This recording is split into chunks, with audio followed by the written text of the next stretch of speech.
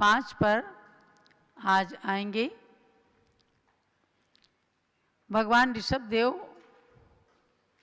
के चरण सानिध्य में पूज्य गण्य ज्ञानमती माता की छत्र छाया में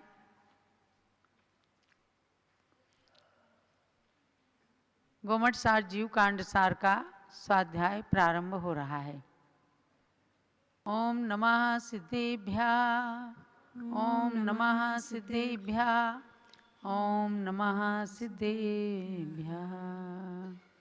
सरस्वती नमस्तुभ्यं वरदे कामरूपिणी विद्यारंभं करिष्यामि सिद्धिर्भवतु मे सदा। अपराह्नकालीन स्वाध्याय का समय हो गया है। 734 गाथाएं हैं और उनके सार को लेकर के मध्यम रुचि वाले शिष्यों के लिए सरलता से समझ जाएं, इस बात को ध्यान में रखकर पूज्य गण्य ज्ञानमती माता जी ने गोमठ सार जीव कांड सार नाम के ग्रंथ का संकलन किया।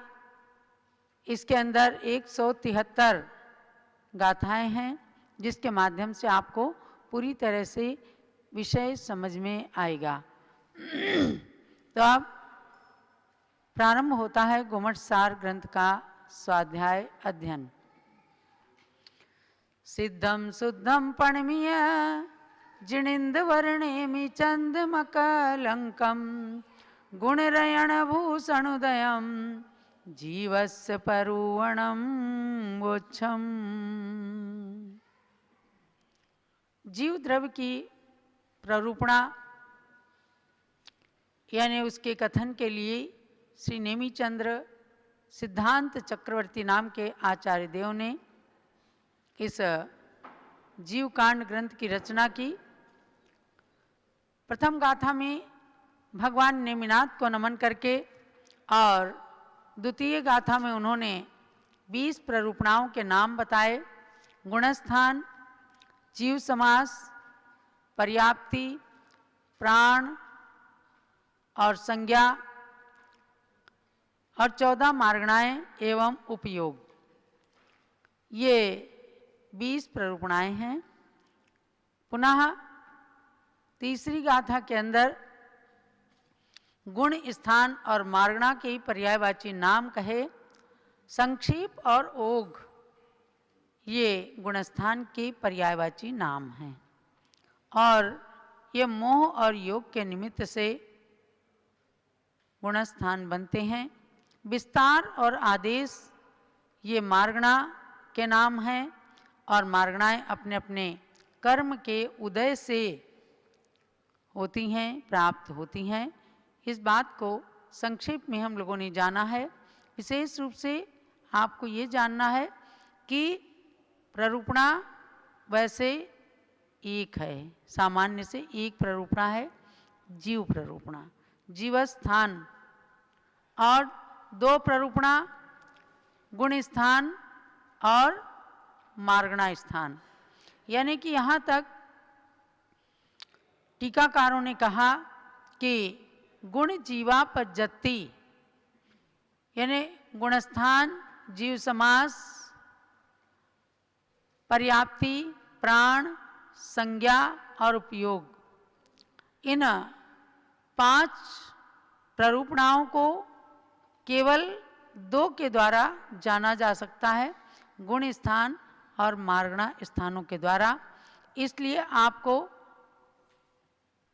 प्ररूपणाओं के 2 भेद भी जानना है कि गुणस्थान और मार्गणा स्थान। अब आगे इसी विषय को लेकर के गुणस्थान का सामान्य लक्षण इसमें कहा जा रहा है। जय हिंदु लखी जनते, हिंदु लखी जनते उदयादिषु संभवे हि भावेहिं, उदयादिषु संभवे हि भावेहिं। जीवाते गुणसन्ना, जीवाते गुणसन्ना निदिष्ठा संवदरे सिंहिं, निदिष्ठा संवदर सिंहिं। सामूहिक रूप में गाथा पढ़िएगा। जेन्दुलक्षिजन्ते उदयादिषु संभवे भावेहिं जीवा ते गुणसन्ना निर्दिष्टा सौवदरेसिहिं यैस्तु लक्ष्यन्ते उदयादिषु संभवै भावैः जीवास्ते गुणसंज्ञा निर्दिष्टाः सर्वदर्शिभिः। सर्वदर्शिभिः निर्दिष्टा यानी सर्वज्ञ भगवान जिन्होंने लोक और अलोक सबको जान लिया, देख लिया, ऐसे सर्वदर्शी सर्वज्ञ भगवान ने निर्दिष्ट किया है, माने कहा है। अपनी दिव्य ध्वनि के माध्यम से सर्वज्ञ भगवान ने जो कुछ कहा उसी को गणधर स्वामी ने द्वादशांग में निबद्ध किया और वही द्वादशांग का अंश आज 4 अनुयोगों में निबद्ध जिनवाणी के रूप में हमें प्राप्त होता है। द्वादशांग नहीं है किंतु द्वादशांग का अंश है, अर्थात अंग और पूर्व रूप ग्रंथों की रचना हो नहीं सकती। ये बात कई बार आपको पूज्यगण्य ज्ञानमती माता ने बताया है। जब भी हमारा सठखंडागम का स्वाध्याय चलता है प्रातःकाल, अभी तो अष्टानिका पर्व है, तो सिद्धांत ग्रंथ के स्वाध्याय का अनध्याय अकाल रहता है। अभी 4 दिन पहले ही स्वाध्याय चल रहा था, तो एक एक पद का लक्षण कहा और उस लक्षण को जान करके ये विश्वास कर लेना चाहिए कि वर्तमान में इन पदों की इतनी संख्या रूप से श्रुत को कभी भी कोई ज्ञानी निबद्ध नहीं कर सकता। इसलिए द्वादशांग को लिपिबद्ध नहीं किया जा सकता। हाँ, द्वादशांग का जो सार है जिनवाणी के 4 अनुयोगों में निबद्ध ज्ञान, उसी ज्ञान को हम अंग और पूर्व का सार समझें। तो इसी लक्ष्य को लेकर के कहा कि सर्वदर्शी भी निर्दिष्टा, इन्हें सर्वज्ञ भगवान जिन्होंने सब कुछ जाना और देखा है अपने केवल ज्ञान के द्वारा, उन्होंने जो कुछ निर्देश किया है, जो कुछ बताया है, उसी के अनुसार हम यहाँ पर बता रहे हैं। तो गुणस्थान किसे कहा? ये कहा यैस्तु लक्ष्यन्ते उदयादिषु संभवैर्भावैः, यानी और जीवास्ते गुण संज्ञा, गुणस्थान का लक्षण यानी दर्शन मौनी आदि कर्मों की। दर्शन मौनी आदि कर्म कौन से हैं? 4 अनंतानुबंधी, यानी अनंतानुबंधी क्रोध, मान, माया, लोभ और मिथ्यात्व, सम्यक मिथ्यात्व और सम्यक प्रकृति। ये 7 कर्म जो हैं दर्शन मौनी की 7 कर्म प्रकृतियां कही जाती हैं, जिनके उदय के कारण सम्यक दर्शन नहीं हो पाता और जिनके उपशम से, क्षय से, क्षयोपशम से सम्यक दर्शन प्रकट होता है। ये अंतरंग की बात है। और ऊपर से क्या है? बाह्य चिन्ह, सच्चे देवसास गुरु पर श्रद्धान करना, जिनवाणी की एक भी पंक्ति पर अश्रद्धान नहीं करना, ये सम्यक दर्शन का बाह्य लक्षण है। तो दर्शन मौनी आदि कर्मों की उदयादिषु का मतलब है उदय, उपशम, क्षय और क्षयोपशम आदि अवस्थाओं के होने पर जिन परिणामों से युक्त जो जीव देखे जाते हैं, उन जीवों को सर्वज्ञ देव ने उसी गुणस्थान वाला कहा है और उन परिणामों को गुणस्थान कहा है। अब 2 चीजें आपको इसमें ध्यान देना है। एक हुआ गुणस्थान और एक हुआ गुणस्थान को प्राप्त करने वाला जीव। यानी कर्मों के इन उदय, उपशम, क्षय, क्षयोपशम के निमित्त से जिन परिणामों से जीव सहित होता है, तो उसको उस गुणस्थान वाला कहा जाता है, कर्ता हो गया। और जो परिणाम हैं उन परिणामों को गुण स्थान कहा है, यानी कि गुणों के स्थान रूप परिणाम। यानी जिस प्रकार किसी जीव के दर्शन मौनी कर्म की मिथ्यात्व प्रकृति के उदय से मिथ्या दर्शन रूप परिणाम हुए तो उस जीव को मिथ्या दृष्टि कहेंगे और उस मिथ्या दर्शन रूप परिणाम को मिथ्यात्व कहेंगे। समझे ना? तो मिथ्या दृष्टि कौन हो गया? जीव हो गया। मिथ्यात्व परिणामों से सहित जीव मिथ्या दृष्टि, और उसका जो मिथ्यात्व रूप परिणाम है वह मिथ्यात्व गुणस्थान कहा गया। यानी पहले गुणस्थान का नाम है मिथ्यात्व गुणस्थान। आगे की गाथाओं में गुणस्थान के नाम बताएंगे। गुणस्थान ये जो है अनवर्त संज्ञा है, माने कि जैसा उसका नाम है वैसे उसका मीनिंग है, अर्थ है। क्योंकि विवक्षित कर्मों के उदय आदि से होने वाले 5 प्रकार के जीव के भाव गुण शब्द से अभिप्रेत हैं, उन्हीं के स्थानों को गुण स्थान कहते हैं। यहाँ पर मुख्यतया मोहनी कर्म के उदय आदि से होने वाले भाव ही लिए हैं, और मोहनी कर्म में भी पहले दर्शन मोहनी की बात है, क्योंकि चारित्र मोहनी तो संयम को नहीं होने देता और दर्शन मोहनी सम्यक दर्शन को प्रकट नहीं होने देता है। मोहनी के 2 भेद हैं, दर्शन मोहनी और चारित्र मोहनी। इनमें से किन किन गुण स्थानों में दर्शन मोहनी के उदय आदि की और किन किन गुण स्थानों में चारित्र मोहनी के उपशम आदि की अपेक्षा है, ये बात आगे की गाथाओं में बताएंगे। जब गुणस्थान के लक्षण बताएंगे तो इन बातों को बताएंगे आपको। तो विवक्षित 5 भाव कौन से हैं जीव के, जिन्हें स्वतत्व कहा है? तत्वार्थ सूत्र में आप दूसरी अध्याय के प्रथम सूत्र में पढ़ते हैं, औपसमिकक क्षायिको भावो मिश्रश्च जीवस्य स्वतत्व औदयिक पारिणामिकौ च। यानी औदयिक उदय से होने वाले, उपशम से होने वाले, क्षय से होने वाले, क्षयोपशम से होने वाले और परिणामों के निमित्त से होने वाले कर्मों की अपेक्षा, जिनमें उदय आदि चारों प्रकार के कर्म की अपेक्षा ना हो, वो कहलाते पारिणामिक भाव। जैसे जीव भव्य भव्यत्वानि च, ये पारिणामिक भाव है। जीवत्व किसी की अपेक्षा नहीं रखता, जीव कभी अजीव होता नहीं, भव्य कभी अभव्य होता नहीं, अभव्य कभी भव्य होता नहीं। तो इन्हीं को कहते हैं गुण, और इनको तत्वार्थ सूत्र के अंदर जीव के स्वतत्व नाम से बताया गया है।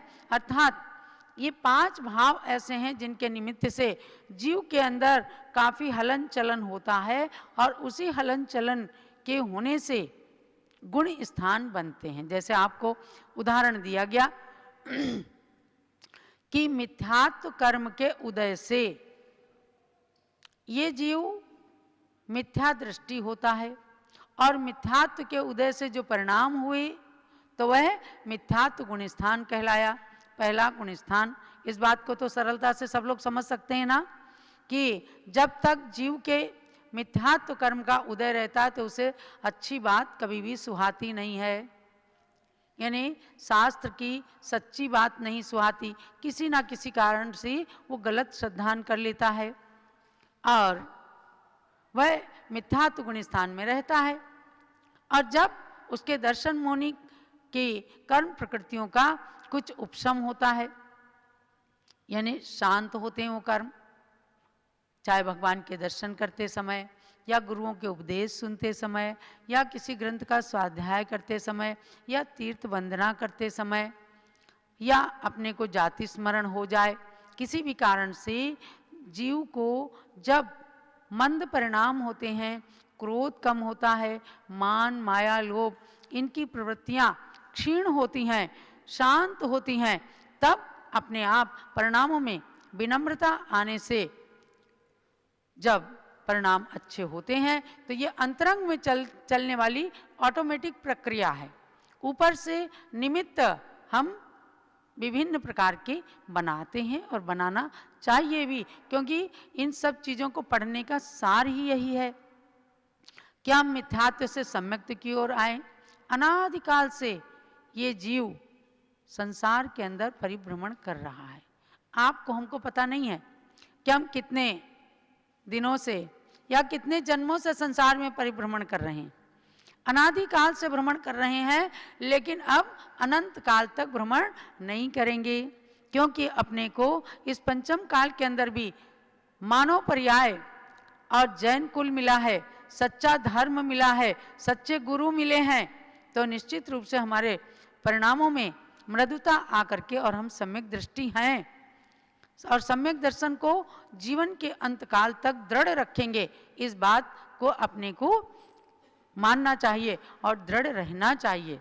तो आपको जानना है कि कैसे हिंसा, झूठ, चोरी, कुशील, परिग्रह, इन 5 पापों को मुख्यता दी गई है कि इन 5 पापों में रमण करते हुए व्यक्ति कभी भी सम्यक दर्शन को प्राप्त नहीं कर पाता। और जब पापों से विरत होने लगता है, पुण्य की ओर आता है, तब वह यानी कि अहिंसा धर्म का पालन करे। सबसे मूल जो पाप का कारण है हिंसा, हिंसा अपने जीवन से कैसे जाए। सुबह से लेकर शाम तक की प्रवृत्ति में आपको जानना है कि इस गुण स्थान का लक्षण अगर हम पढ़ रहे हैं तो उसका मतलब क्या है कि हम दर्शन मोनि आदि कर्मों के उदय, उपशम, क्षय, क्षयोपशम आदि अवस्थाओं के होने पर जो परिणाम होते हैं, उनसे युक्त जीव जो होते हैं तो वे मिथ्यात्व कहलाते हैं और जीव मिथ्या दृष्टि कहलाते हैं। तो हमें जो है उन परिणामों को छोड़ करके और सर्वज्ञ देव के द्वारा कथित जो गुणस्थान के लक्षण हैं उनमें आगे की ओर बढ़ करके सम्यक दृष्टि बनना है। आपको एक कहानी के माध्यम से बताती हूं कि कैसे ग्रंथों को पढ़ने से, केवल छोटी मोटी कहानियों को सुनने से भी आपको सम्यक दर्शन हो सकता है। और प्रातः काल से लेकर सायंकाल तक की सारी क्रियाओं को अपनी यदि सहजता से, सावधानी पूर्वक, यत्नाचार पूर्वक करें तो गृहस्थ में रह करके भी आप अच्छे सम्यक दृष्टि और अहिंसक कहला सकते हैं। एक बार की बात है कि यौधेय देश के राजपुर नगर में एक राजा मारीदत्त रहता था और उसको बड़ा शौक रहता था कि अपनी चंडमारी देवी जो थी कुल देवी, उनके सामने जीवों की बलि चढ़ा चढ़ा करके और चंडमारी की पूजा करता था।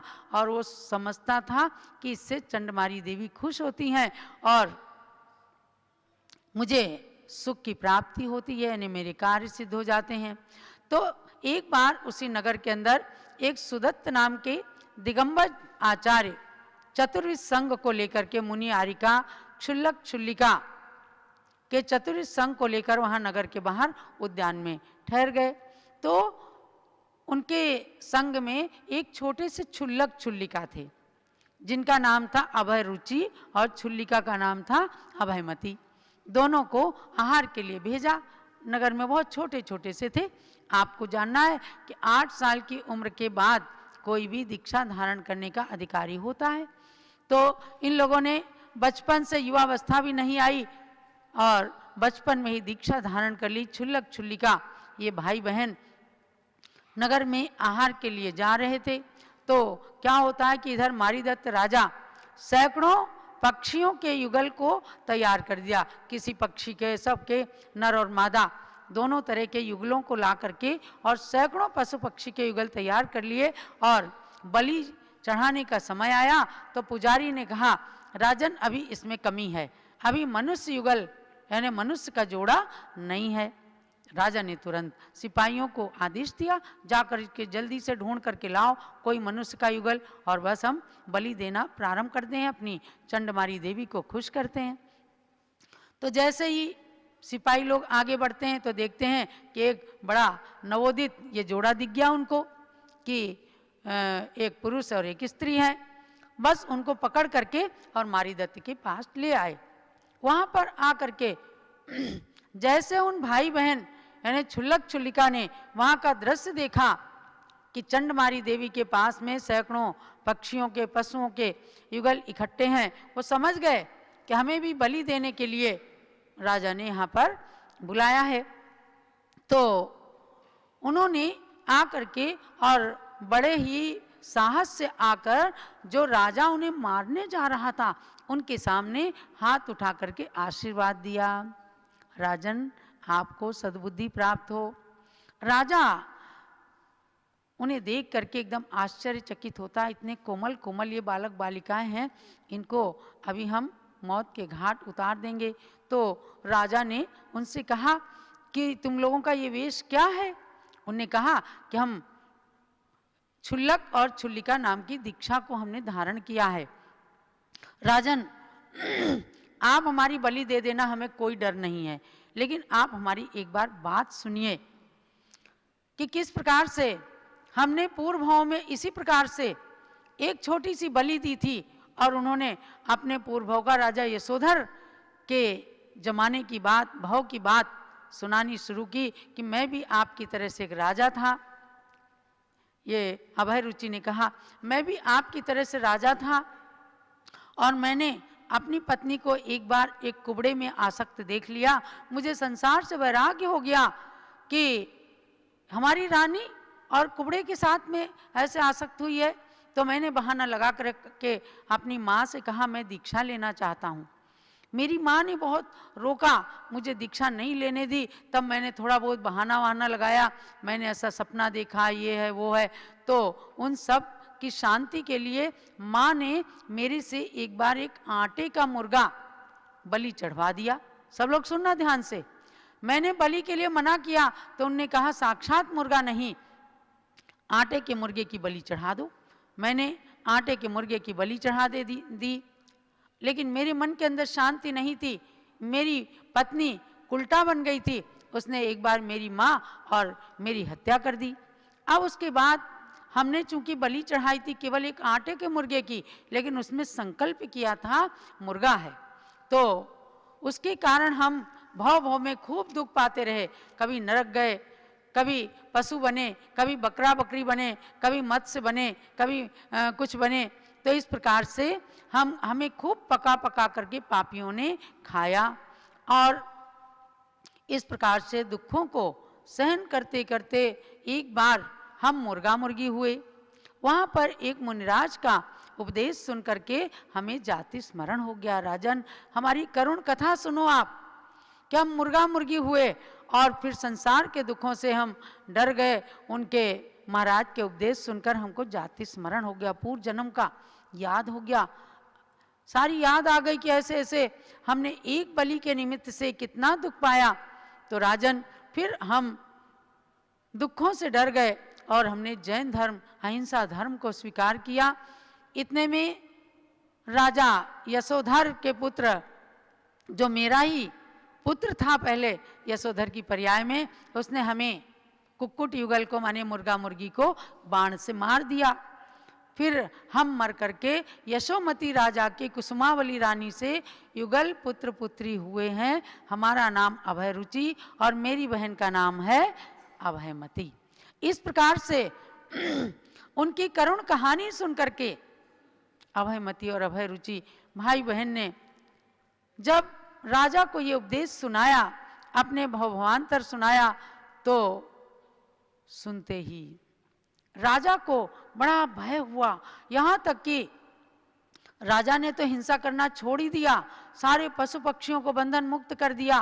पत्थर की चंडमारी देवी भी बोल पड़ी और उसने करुणा से आर्द्र होकर के कहा, मुझे बलि नहीं चाहिए, कोई भी देवी बलि नहीं चाहती है। आप अपने स्वार्थों की पूर्ति के लिए बलि चढ़ा करके खुश होते हैं और इस बात को कहते हैं ये देवी बलि चाहती है।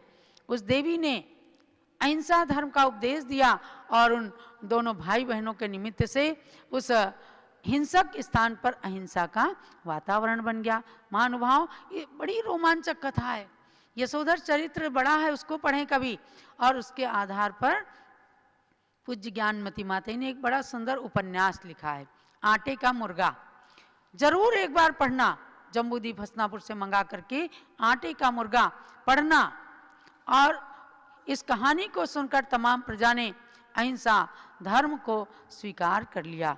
तो भव्यात्माओं, ये सब कहानियों के माध्यम से भी हमें सिद्धांत की ओर चलना है कि किस प्रकार से वह राजा मिथ्यात्व में था, जिसने हिंसा को धर्म मान रखा था और किस प्रकार से एक युगल भाई बहन के उपदेश से वहाँ पर अहिंसा का वातावरण बना, माने मिथ्यात्व से सम्यक्त की ओर आने का मार्ग मिला।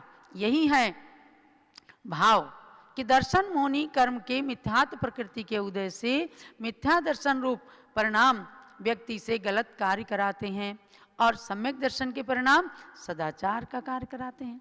तो भव्यात्माओं, इस ग्रंथ के स्वाध्याय को करते हुए आप छोटी छोटी कहानियों के भी माध्यम से आप प्रथमान योग का भी स्वाध्याय कीजिए और अपने परिणामों को प्रातः काल से ही बाथरूम से लेकर के और सायंकाल बिस्तर पर जाने तक हमसे कितनी हिंसा हो रही है, हमने अनछना पानी तो नहीं प्रयोग किया है, हमने हिंसक टूथपेस्ट आदि तो नहीं प्रयोग किया है, इन सब के माध्यम से अपने परिणामों को शुद्ध बनाए और अपने गुणस्थान को परिवर्तित करके सम्यक दृष्टि बने। यही आज के स्वाध्याय का सार समझना।